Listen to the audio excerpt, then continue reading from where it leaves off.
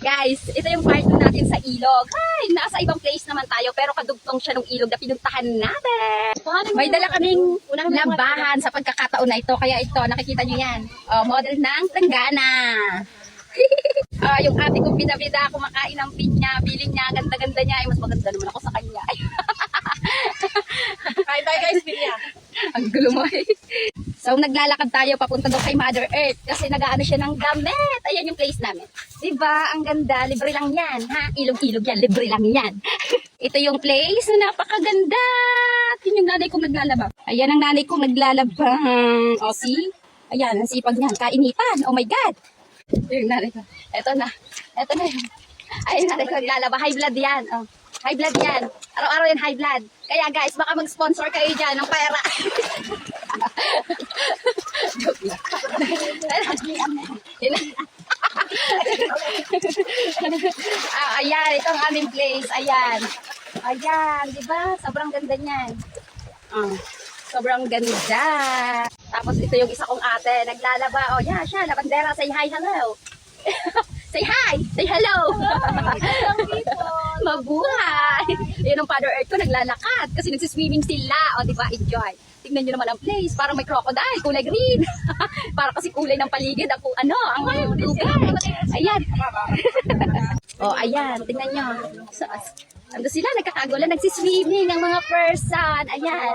O, diba? Sarap! Makaranap ng swimming. Huwag kayong gitero dyan. Ha? Relax lang kayo, relax. O, tingnan nyo. Swimming ang Father Rest ko. Ayan, sarap. Nanguhuli ang papa ko ng hipon. Ayan, minsan kasi may hipon sa mga ganyan. Nagsiswimming kami, kaya ang papa ko ay nakagayan lang, ha? Neta, magpakabait ka. Ayan ang papa ko. Mahilig yan manghuli ng mga isda, hipon, mga shell, ganyan. Ayan. Naghahanap na naman. Namumula na yung mata sa kakahanap ng hipon at isda. Parang wala naman nahuhuli. Ayan, ang aking Mother Earth, ang aking sister. Naglalaba yan. Hello, mama. Say hello. Hello, guys. Yung mga kamaratisan ko dyan. Sabihin mo, mama. Hello sa mga kamaratisan ko dyan. Ganyan, mama. Dali, sabihin mo, mama. Mga martisan.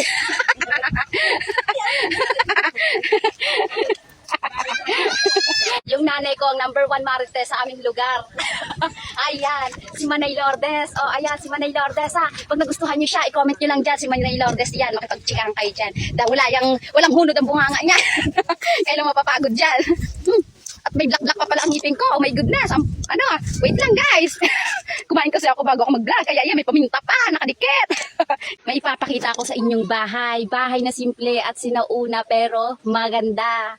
Ang bahay kubo. Pero ipakita ko lang to sa inyo. Tingnan nyo naman. Yan ang, di ba? Para kayong nasa horror movie. Horror place ba yun? Basta, yun na yun. Ang importante, nasa place tayo. Ayan. Alright. Nakikita nyo ba tong dahon na to? Ito ang mahiwagang dahon kapag kami yung kapag kasi sa probinsya, di ba, halos walang CR. So, yan? Mahalagang damo. Malaki ang ambag na ito. Alam nyo na, pag walang CR, pang siya, ganon. Nakikita nyo ba to? Itong, marami nito sa amin. Damo lang to sa amin. Ito yung may ganto. Ayan. Yan. Nakita nyo ba yan? Ang daming nagsasabi na gamot daw yan. Pero marami niya sa amin dito. Kaya sa mga kailangan yan, PM lang kayo. Hindi nga, okay?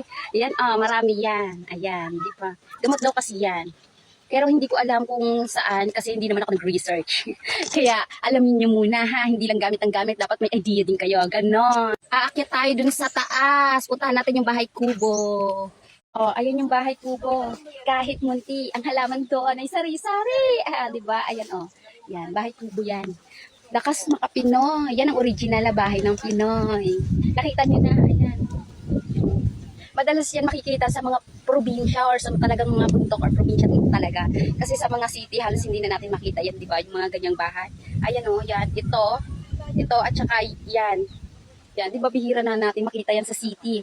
More na marami yan ay sa kabundukan or sa mga probinsya. Ganon. Guys, bababa naman tayo dito sa ulit, doon sa pinuntahan natin kaninang tawag dito. Ayan, tawag dito. Ayan, yung bridge. Ayan.